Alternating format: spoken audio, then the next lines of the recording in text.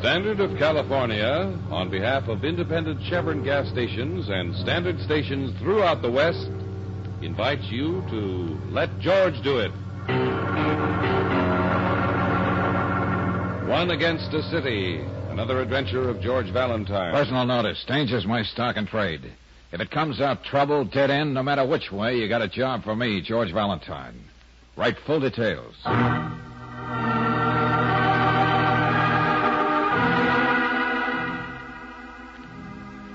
Dear Mr. Valentine, a city that's lost so much of its conscience that it's allowing itself to be ruled by three cynical, ruthless men. That's the gimmick I hope will intrigue you. Thanks to one other citizen who feels as I do, I can now hire a man of strength and courage who's interested not only in money, but in the challenge of a very uneven but worthy battle. I've tried to fight this thing.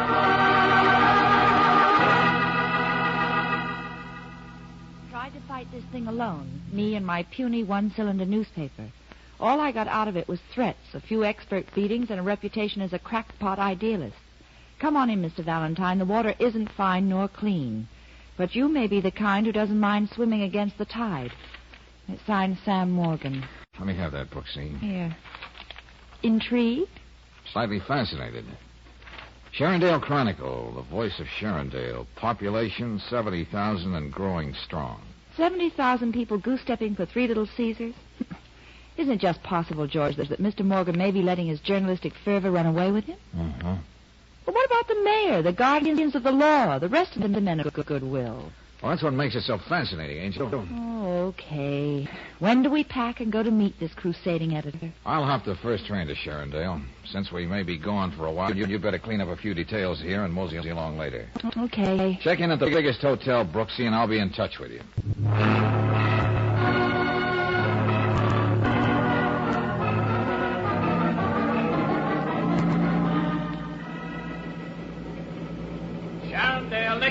Next stop, Sharondale. Ain't you kind of cold out here on the platform, Jack? I'm getting off as soon as the train stops. You don't say so, Jack. Hey, now look, Buster, there's something about you I don't like. So don't make me take you apart to find out what it is. Just come out to offer you a drink. Yeah, well, I'm sorry. I don't slug my cough and varnish out of bottles. That's too bad, Jack. Because I brought this bottle special for you. Hey, look, what are you trying to do? You're getting off here. And don't make me carve things in your face. I don't like the sight of blood. Yeah, well, it's not going to be my blood, Buster. Get off, I said. Get off. Happy landing, Jack. And stay out of Sharondale.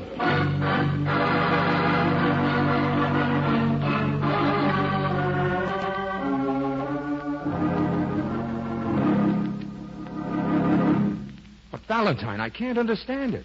No one could have found out you were coming here. Yeah, well, nevertheless, Morgan, you can see I received a very enthusiastic welcome to Sharondale. Gee, did you really get pushed off the train, mister? Johnny, didn't I tell you to go upstairs to bed? And you mean you only got your face scratched up like that? Johnny. I got a few other bruises, son, where they don't show. Hey, you're lucky the train was slowing down. Bet you it was one of those gangsters you're always talking about, huh, Dad? I bet you. Oh, Johnny, do as your mother says. Go to bed. Aw, gee. Okay. Well, I suppose I should tell you how sorry I am, Valentine. But after all, I knew what I was getting into. The important point now, Morgan, is how did it leak out about me? Well, Mrs. Sharon is out of the question. She put up $25,000 for this whole campaign. You may as well know it, Sam. I called up Len Tucker and warned him. What do you say? I wanted this man scared away. Well, looks like we're a house divided. Why shouldn't I, Sam?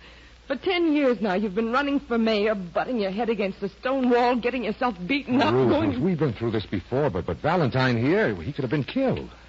You'll have to believe me, Mr. Valentine. I'm sorry. I didn't dream they'd do anything vicious. I was thinking about our home and our future.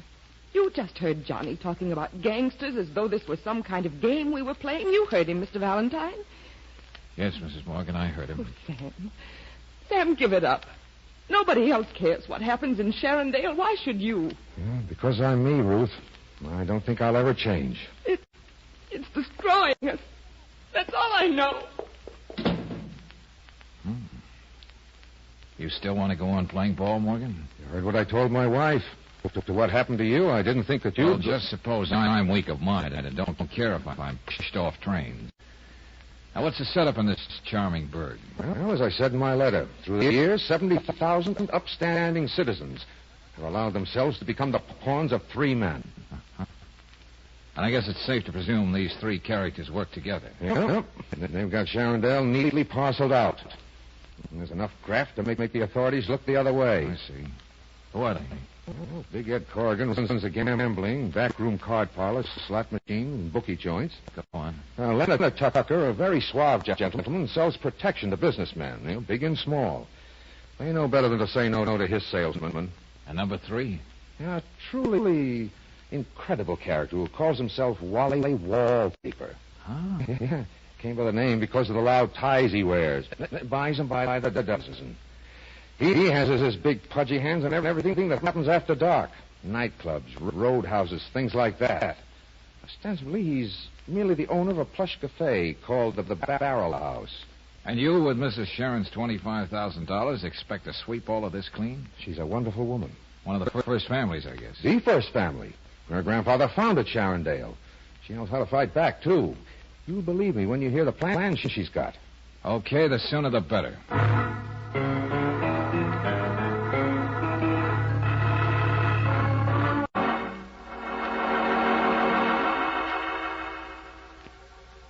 Have you got it straight, Brooksy? Yes, George. I'm not supposed to know you from a hole in the wall. That's right. In fact, if you see any holes in the wall that even faintly resemble me, don't look that way. Sharondale's Crime Incorporated knows I'm here, and you can bet they'll try to keep on my tail. Well, just how do I promote a job in that honky-tonk, the Barrel House? Well, Brooksy, I understand the quaintest character since Dracula was a boy runs the joint. He glorifies in the name of Wally Wallpaper. Huh? Yeah. From all descriptions, Wally fancies himself a ladies' man. So, you're a lady. Use your own discretion. Try to get a job as a hat check girl, or in the chorus, or behind a cigarette tray. I'll tell you why later. ours is not to reason why. Ours is to go and meet Wally Wallpaper. But just one thing, sweetie. If we're supposed to be total strangers, how do we communicate with each other? By thought waves? Well, I'm not going to call you at the hotel anymore. They may trace the call. Yeah. But tomorrow, exactly at noon, I'll be making a call on the one and only telephone booth in the cigar store at the depot. Now, you be the annoyed young lady who can't wait for me to get through. Pick it up from there. Okay. But be careful, darling. You happen to be one stranger who's good for me. Well, that puts me in the glass with fresh vegetables. But don't you worry, Angel. I'll be all right. But I may even see a glimmer of hope for the home team after I talk to Mrs. Sharon.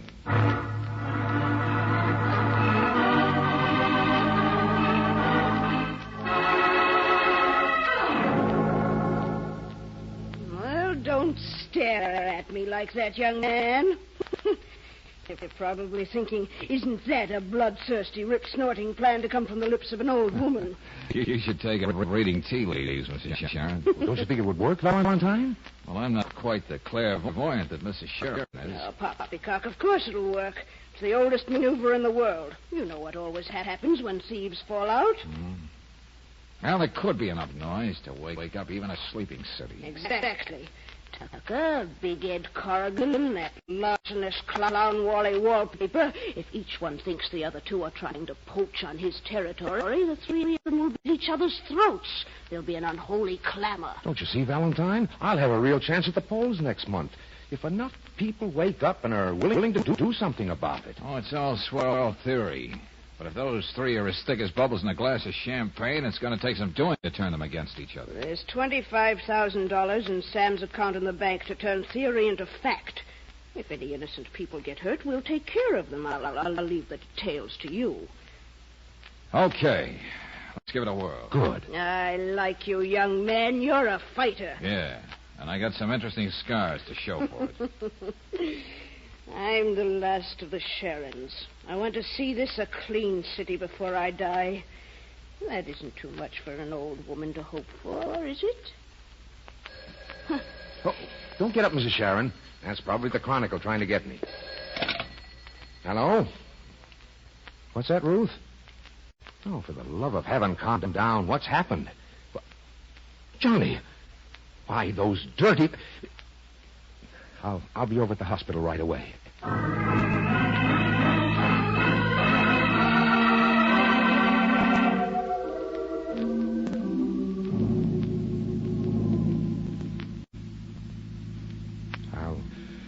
never let anything like this ever happen to you again, Johnny. This was all my fault. I'm okay, Dad. You heard what the doctor said. Easy, Mrs. Morgan, easy. What about Mr. Valentine? Gosh, they pushed him off a train, and that didn't scare him. You're just a little boy, Johnny. You shouldn't be mixed up in this. Well, I almost ducked when that old truck tried to run me over. I guess we'll show those gangsters, huh? Huh, Dad? Just like in the movie. Oh, Johnny, stop talking like that. This is not a movie. Oh, and I think how close you No, came Ruth, let's go out in the hall. Anything you want, Johnny, you just tell the nurse. Sure thing, Dad. So long, kid.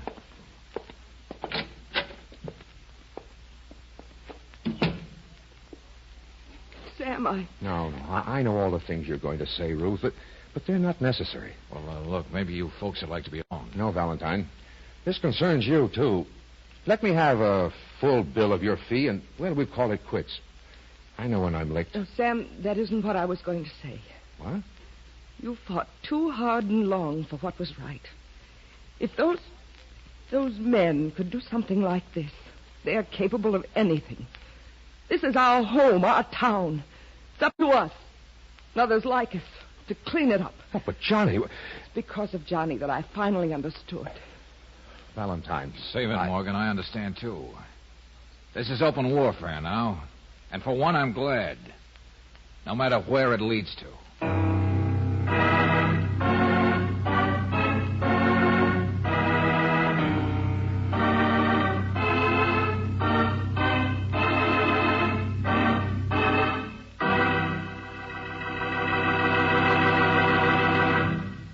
We'll return to tonight's adventure of George Valentine in just a moment. Meanwhile, I'd like to tell you about a young man who knows where he's going. He's Warner Holfeld, a 21-year-old Navy veteran. Warner's working nights now so that during the day he can study engineering at Los Angeles City College. Young Warner, who drives his car 40 and 50 miles a day, also knows that RPM motor oil gives cars protection you trust. Here's what he says about this premium motor oil. Quote, "When I recently had my oil changed, one look convinced me that RPM cleans as it lubricates. I actually saw the dirt drain out with the oil." Unquote. Yes, folks, RPM does clean your engine while it lubricates. It has special compounds that gently loosen carbon particles, gum, and lacquer formations, and prevent these troublemakers from harming those finely polished engine parts. RPM actually encircles dirt and carbon particles, holds them in suspension until the next oil drain and refill. Another thing, RPM sticks to engine hot spots left bare and exposed to wear by ordinary motor oil. Get protection you trust tomorrow. Get RPM motor oil at independent Chevron gas stations and standard stations where they say and mean, we take better care of your car.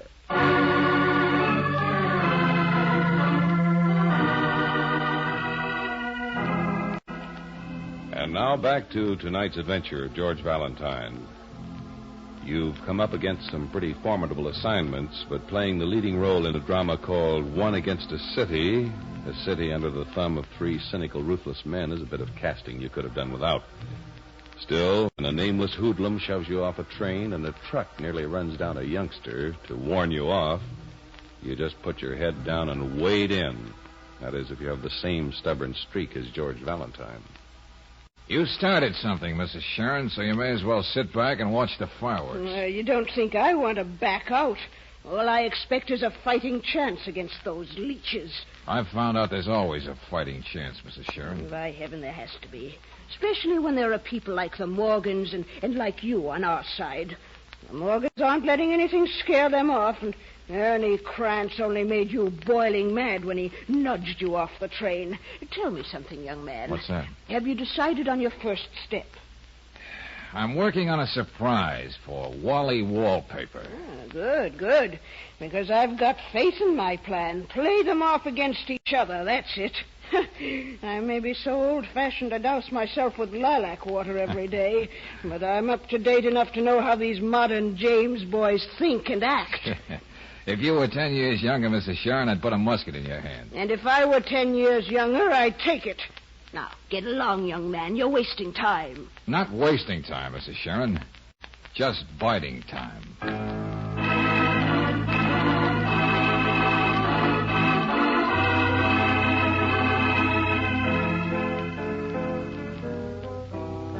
Never mind thanking me for the job, Miss Brooks.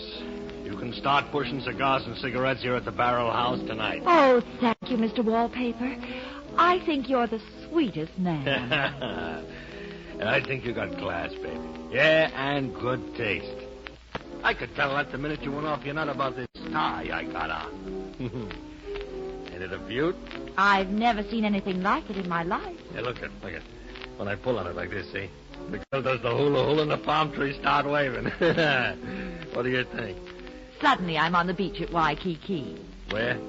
Oh. And what I like about it is it's so conservative. That's right, baby. I'm not one of them loud guys. You'll find that out when you get to know me better. Which reminds me, Yes, Wally? when you're through tonight, how about me showing you some of my other ties? I got hundreds of them. To think you're taking all this interest in me, Wally.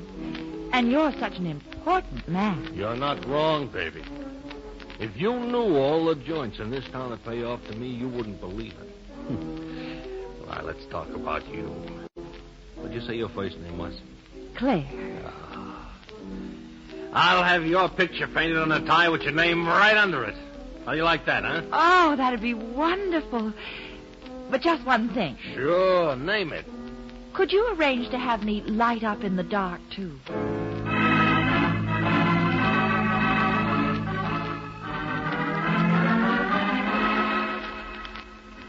Hey, look, lady, I'm making a long-distance call to my mother. Find yourself another phone booth somewhere. Good work, Brooksy. You've been in there an hour. You don't have a lease on this phone booth, you know, mister. Now that I've got the job, what do I do, George? Come on, operator. Come on, will you? Yeah, I don't think we're being watched, but be careful. You'll find a little package on the shelf of the phone when I leave. Where does your mother live? In Timbuktu? But, operator, I did put in 2 quarters and a dime. Just smash this package on the floor at the Barrel House sometime during the evening. Then what happens? Oh, you'll find out. All right, operator, forget it. Okay, miss, it's all yours. Now, when the joint begins to jump tonight, Angel, just make sure Wally thinks one of Leonard Tucker's men did it. Well, I hope you're satisfied, lady. You came between me and my mother. Now I forgot what number I was going to call. Oh.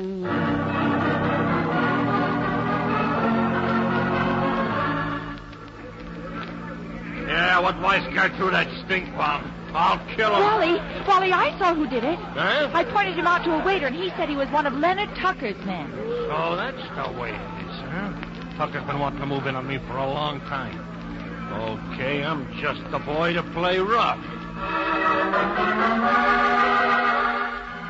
Are you crazy, mister? What are you going to do? See if you can guess. Those slot machines cost money. Wait till Big Ed Corrigan hears about this. Just tell him that Wally Wallpaper has decided to branch out. Oh. And that includes gambling in this town.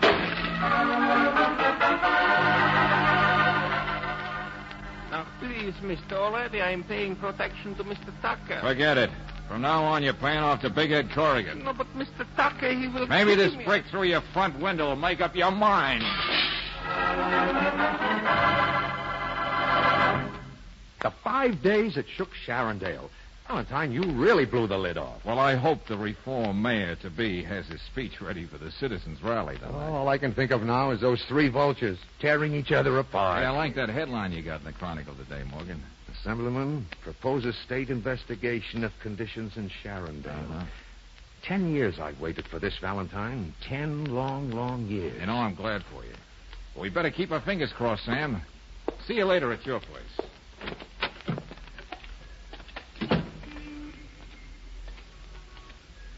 Where do you think you're going, Jack? Uh-oh. Johnny One Note. I've been waiting to catch up with you. Don't be so happy. This rod in my pocket ain't been used for a long time. I might decide to see if it still works. Where to, Ernie? Huh? Don't get so familiar. Get going for that car over there.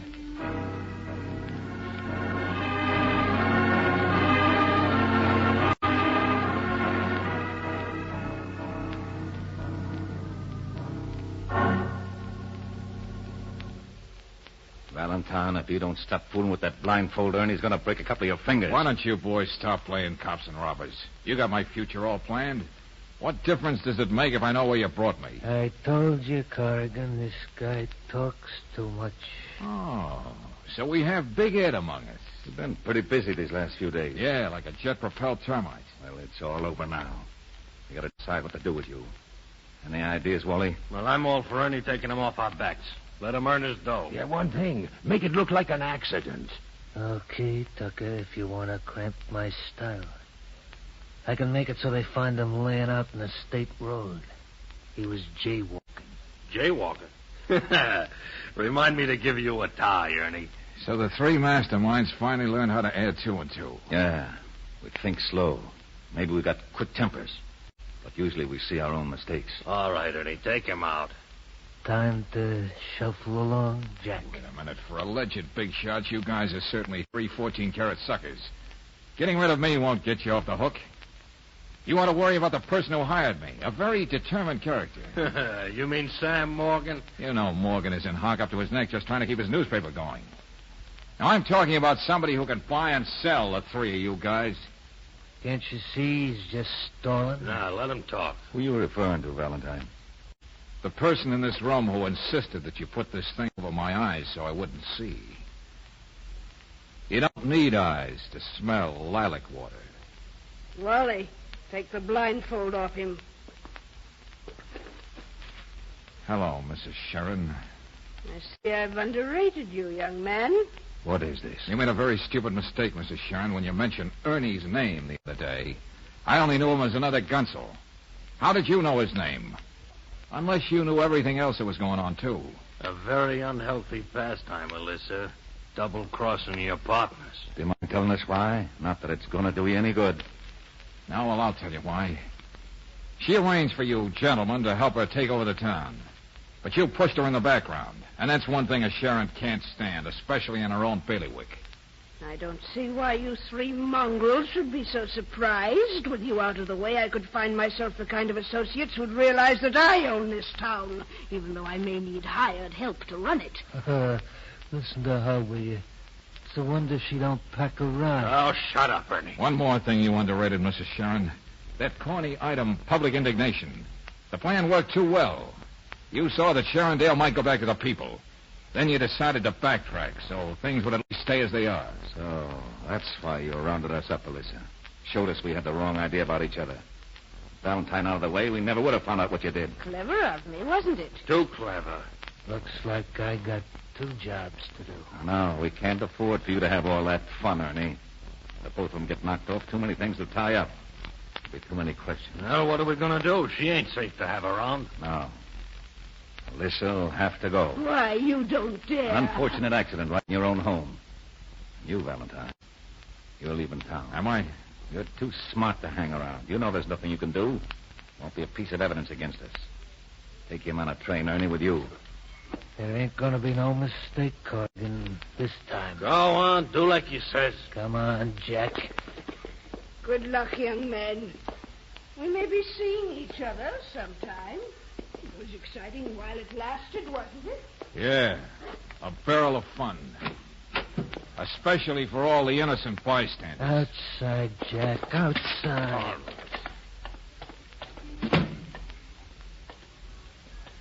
Hey, now look, Ernie, you're seeing me off. And I'm glad to get out of this town, see? So take that small howitzer out of my back, will you? You don't know how lucky you are. I'm just getting lucky, Buster, because you're getting careless. You are! You had a lot more than that coming to you, Ernie. But that's where you're lucky. I don't have the time.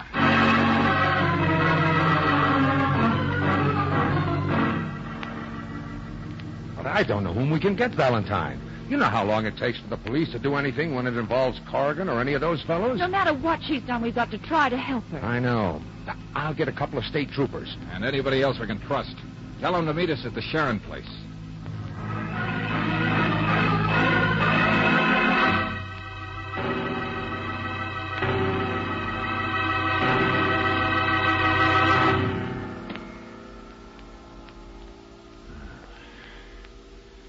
They didn't waste any time getting here. George, this is horrible. Yeah.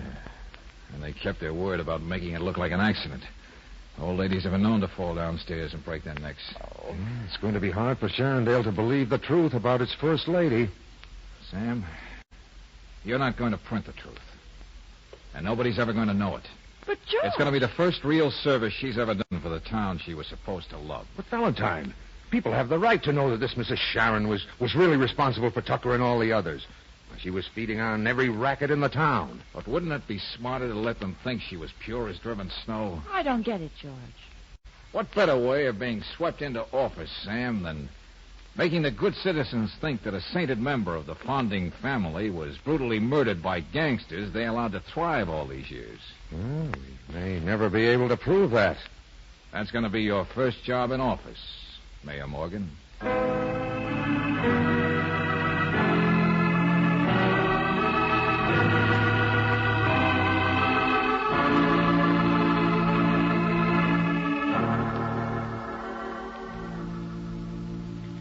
Well, goodbye, Johnny. Take care of yourself. I wanted to ask you something, Mr. Valentine. If Dad gets to be mayor, can he make me deputy sheriff or something so I could carry a gun? You better not let your mother hear you say that. You ought to be thinking of your schoolwork and keeping out of trouble. You sweet on her, Mr. Valentine. I guess you could go with that. Can't be much fun. Having a girl who's always trying to keep you out of trouble. Now, look here, Oh, Johnny. as a matter of fact, kid, I have all I can do to keep her from getting into trouble before I do. Honest? Gee, you better hurry up and marry her before somebody else gets her. Love that boy.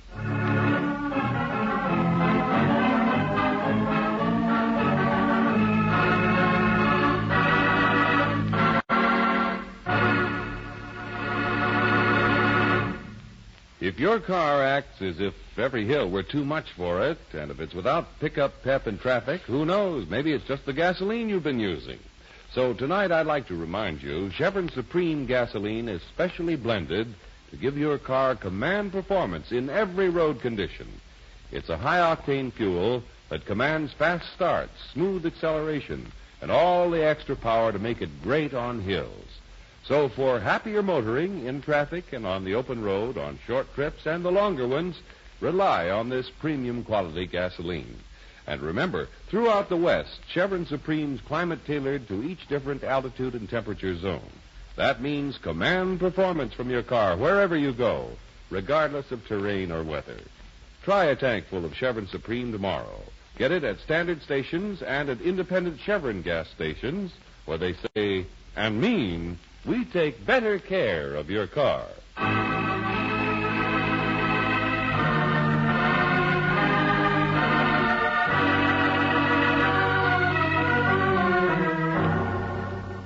Next week, when you tune our way for another adventure of George Valentine, you'll hear George saying... All right, now, Mrs. Pebbleman, Brooksy, jump in the car and hurry. I don't want to use this gun if I can help it. Mr. Valentine, they were waiting here for you. All those men, they was going to kill you. Yeah, well, they still have the same idea. Come on, get in the back, Mrs. Pebbleman. Let it roll, Brooksy. And don't stop till we get to your place. Get there before that gunsel does, or we'll be missing one perfectly good client.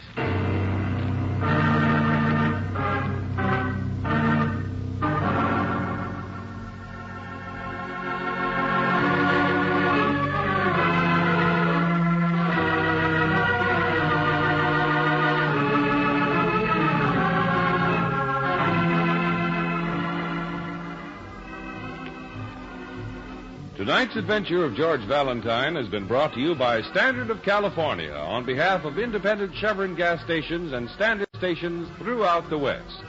Let George Do It stars Robert Bailey as George with Francis Robinson as Brooksy. Tonight's story was written by David Victor and Herbert Little, Jr. and directed by Don Clark. Also heard in the cast were Hal K. Dawson as Morgan, Virginia Gregg as Mrs. Morgan, Jerry Farber as Johnny, Miriam Wolfe as Mrs. Sharon, Larry Dobkin as Wally, Ed Begley as Corrigan, and Bob Dryden as Ernie. The music is composed and presented by Eddie Dunstetter, your announcer, John Heaston. Listen again next week, same time, same station, to Let George Do It.